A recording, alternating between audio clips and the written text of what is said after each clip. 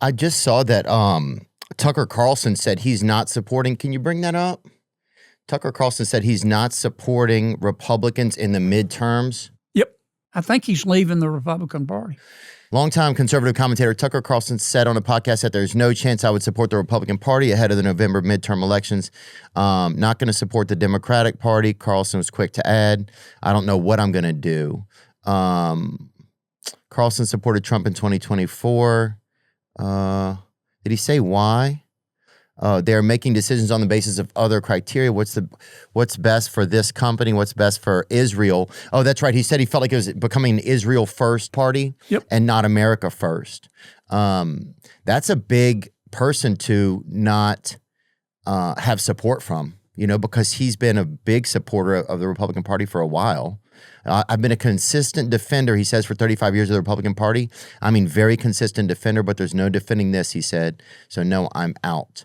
What's your response to that? Well, I know Tucker. He is very, very smart. He's very articulate. He has fallen out with President Trump and with those of us in the Senate who support Israel. He primarily fell out with President Trump over the conflict in Iran. Now, I've been very supportive of the president on the conflict in Iran.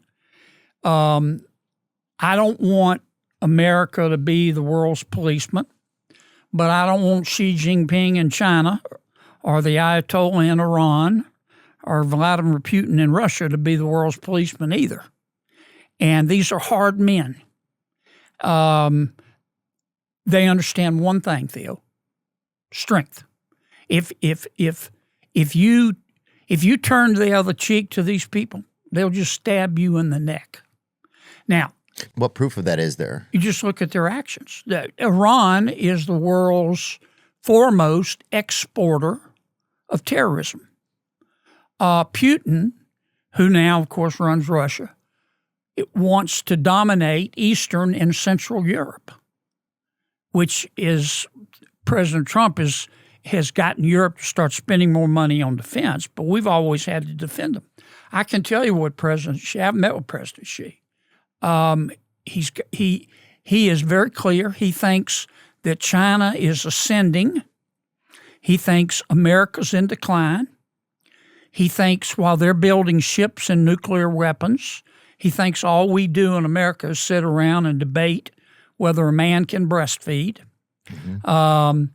And he and Putin and the Ayatollah in Iran are working together. And China's goal is to dominate the Indo-Pacific, to be free to roam in sub-Saharan Africa and South America. He wants to dominate the Arctic. He wants to dominate space. But has he shown those things? Oh, yes. Okay. Absolutely. I mean, China is supporting Iran right now. China is supporting Russia in the war in Ukraine. There's no question. China buys all of Putin's oil. We sanctioned a lot of their oil when Putin invaded Ukraine. So he can't sell it because oil is traded in dollars. He sells it to China. Look, I don't hate anybody, and the Chinese people, to the extent that the Communist Party in China will let you interact with them, are lovely people. But they are determined. They hate America, and deep down, the Iranians are worse. But deep down, they want to kill us and hurt us the entire time we're dying. Now, that's my point of view. Tucker will have a different point of view. Yeah. He thinks that we're too close to Israel. I think a lot of people, from people that I see all the time, that's the number one thing that people say. They think we're too close to a country that's created a genocide against Palestine, and then is like in conflict with these other people around them. That it seems like they're just like kind of the bullies of the area. It's like it feels like they're the terrorist organization. That's what it seems like to a lot of people. A lot of people believe that. I'll give you another point of view. The real problem in the Middle East since forever, since God was a baby, the real problem in the Middle East is Iran. and Iran wants to dominate it. And Iran funds Hezbollah and Hamas. Israel is surrounded by people that want to kill them. Syria is different today, but Syria, Hezbollah was in control of Lebanon. Hamas, an arm of Iran, was in control of the Gaza Strip. Hamas attacked Israel, and the Israelis fight back. And they took over the Gaza Strip, and yes, a lot of Palestinians got hurt. And not got hurt. I mean, got killed. Got killed and hurt, and but Hamas would hold the Gazans hostage. They would put them out front. But how do we even know that? They killed 220 because something. We've seen it. But they killed 220 something journalists that went there to document what was going on. There's no question there have been civilian deaths. They wouldn't let journalists in to even document what was happening there. There have been civilian deaths, but it is primarily the fault. I'm not saying Israel is blameless. Look, war is ugly. Yeah, but is this war? But it is war. You think it's war? It is war. They just had an article yesterday that came out from the UN. If you could find that, it was about, they'd done like a deep dive on the killing of children, right? And some of the massacring of children. Israel continues to commit genocide atrocity crimes by deliberately targeting Palestinian children, UN Independent Commission finds. Even after the October 2025 ceasefire, children continue to be killed and seriously injured, with continued disregard by Israel for the ceasefire and for the protection. Let me see what else here. Here are some findings of the commission. Israel has killed 20,000 children and injured 44,000 more since October 7th, 2023. Let me see. Palestinian children have been arrested and subjected to torture and other severe forms of mistreatment in Israeli prisons. This is all part of, let me see, United Nations. Well, first, I wouldn't believe it if it came from the UN. Oh, really? They're not. Do you feel like they're not liable? They're not. They're not objective. Sorry, reliable. They're not objective. Okay. They're not objective. Well, number that's the thing. It's tough. Number two, and I know children got killed, and it breaks your heart. Hamas kills children too. So does Hezbollah. So does Iran. Do you think the Ayatollah doesn't care about the Iranian people? The Persians are some of the most talented people in history. Mm-hmm. When they disagree with the Ayatollah, they hang them. They just hang them. And I think, I don't speak for Mr. Carlson, but he says it's not our business. And I guess to some extent he's right, but I'll tell you what is our business, is letting them get a nuclear weapon. Because if they get a nuclear weapon, these people are like Charlie Manson. They're crazy. I mean, there's really crazy is rare. These people, though, are with the Iranian leadership, it's commonplace. If they get a nuclear weapon, they will use it, not just on Israel, but on Europe and on us. And even if they don't, once they get a nuclear weapon, you will have other countries, Japan, South Korea, other countries, Saudi Arabia, get nuclear weapons as well. And the more people that have nuclear weapons, more likely you are to have war. Yeah. But Tucker would probably have another point of view. But I really like Tucker. I think he's really smart. Oh, yeah. I think Tucker's a neat guy. I mean, from what I know about him, he seems like, I believe that he's earnest, like in his search, you know. I believe that he, I don't know. Yeah, my interactions with him have always been good, you know. It's just that when they kill the reporters who are trying to get honest information, they're killing reporters, you know. I don't think it was intentional, but they had one that they shot directly in the face, and then at her funeral, they attacked the people who were carrying her. Can you find her name? We just talked about her last night. Sorry to go in all this. It's okay. But they, at her funeral, they even attacked the people who were giving her funeral. Shireen Abu Akleh was a prominent Palestinian-American journalist who worked as a reporter for 25 years for Al Jazeera before she was killed by Israeli forces while wearing a blue press vest and covering a raid in the Jenin refugee camp. Obviously, that's terrible. Yeah. But here's what you have to understand. about the world.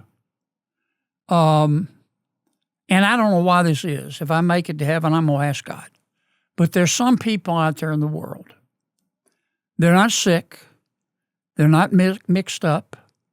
It's not that their mama and daddy didn't love them enough. They've just got black hearts. Yeah. And some of them run countries.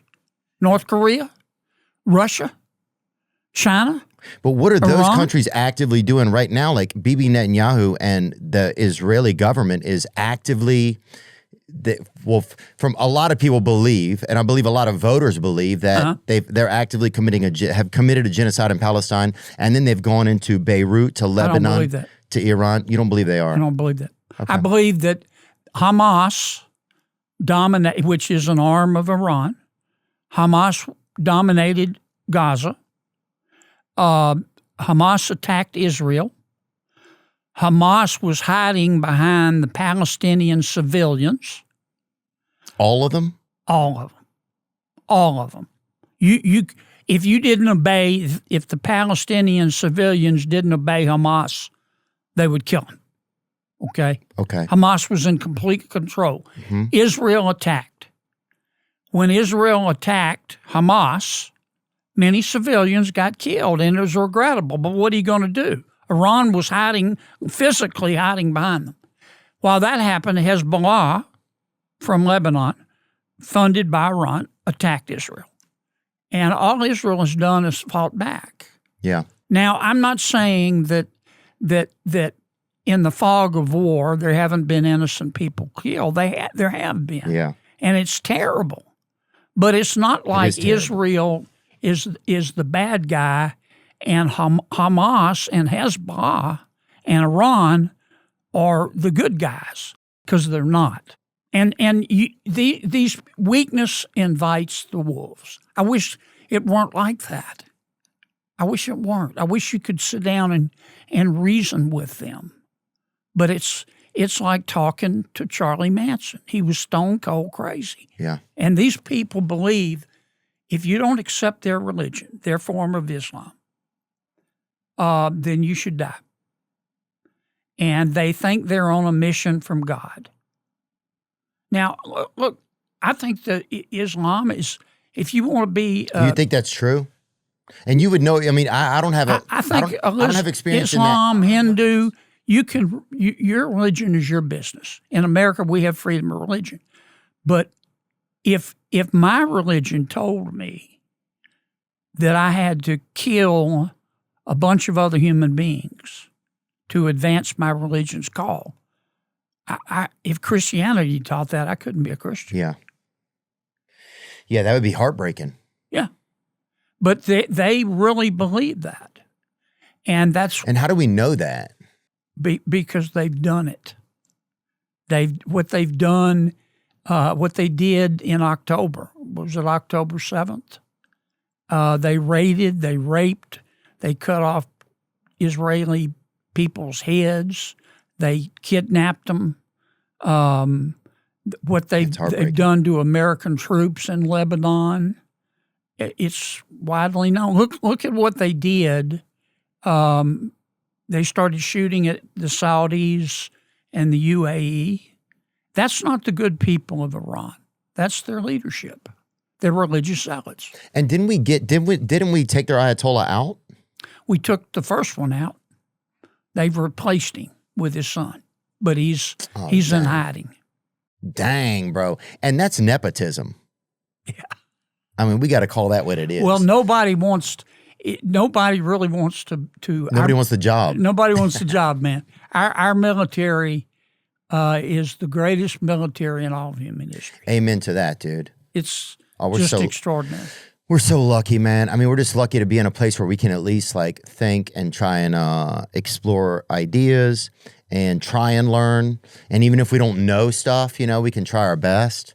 But wasn't there some evidence that Hamas was funded by Israel, though? Like it was back channeled through Qatar or something? Can you look that up?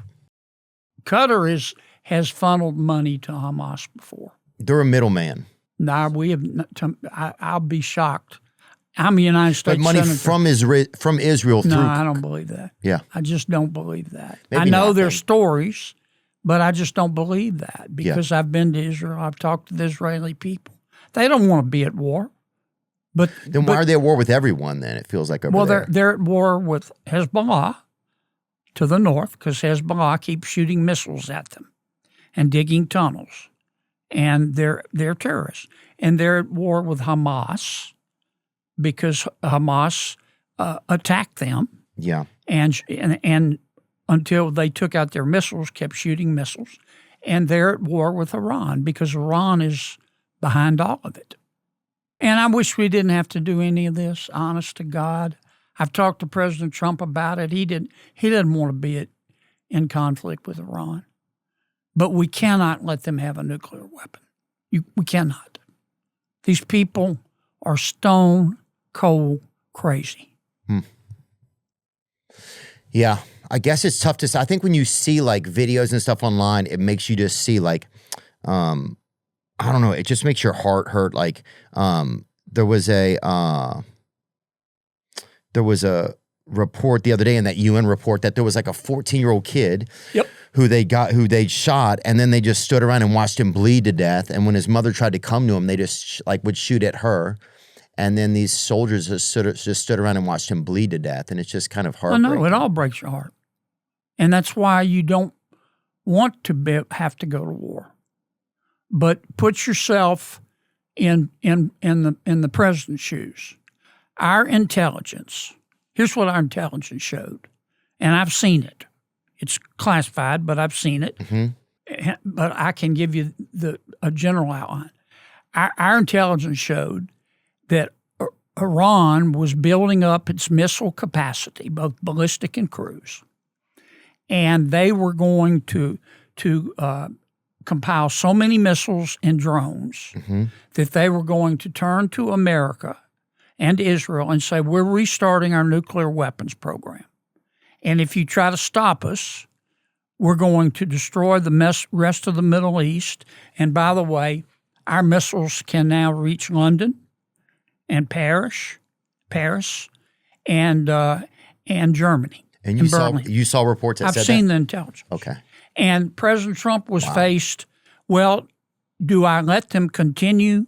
He had already bombed some of their nuclear facilities. Yeah. But he was faced with the decision, do I let them get to the point where they have so many missiles and drones, ballistic and cruise, that they could destroy the Middle East, that they could hit London, that they might even be able to hit the United States, or do I go in to stop them? And he did. Right. And we haven't destroyed all of their missiles. But if you go to Iran today, their whole swaths of Iran, Theo, they look like something out of Mad Max 4.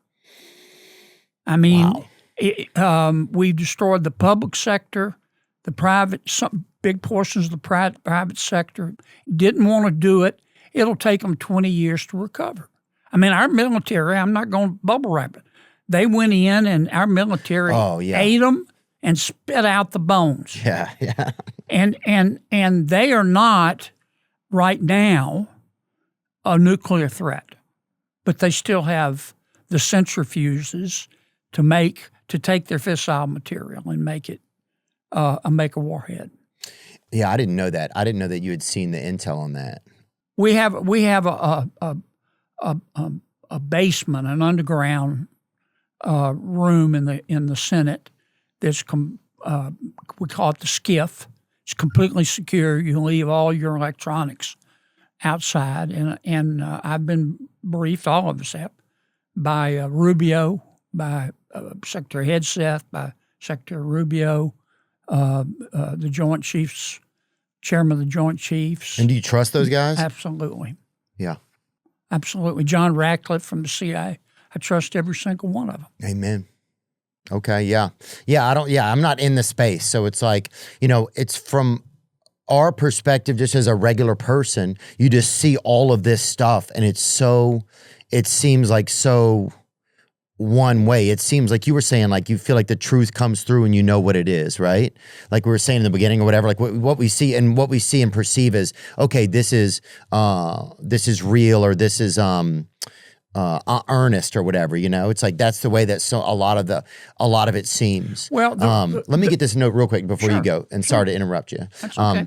This is here. In a controversial deal, Israel's government under Benjamin Netanyahu supported Qatar's payments to Hamas for many years in hope that it would turn Hamas into an effective counterweight to the Palestinian Authority and prevent the establishment of a Palestinian state. So maybe there was some funding, but it wasn't clear on what it was for. Well, if they gave aid, there's a footnote there. I don't know the authority for that. Yeah, I'm not sure either. If they gave aid through Qatar to try to help the people of Gaza, so they wouldn't join up with Hamas, that's a different thing from them supporting Hamas. Yeah. And what did you look up there? I'm going to look it up one more time. Can you put did Israel support Hamas? Can you just put that question? Let me see. Israel did not directly create Hamas, but from the late 1970s through the 1990s, the Israeli government provided covert support and funding to the Islamist movement that preceded it.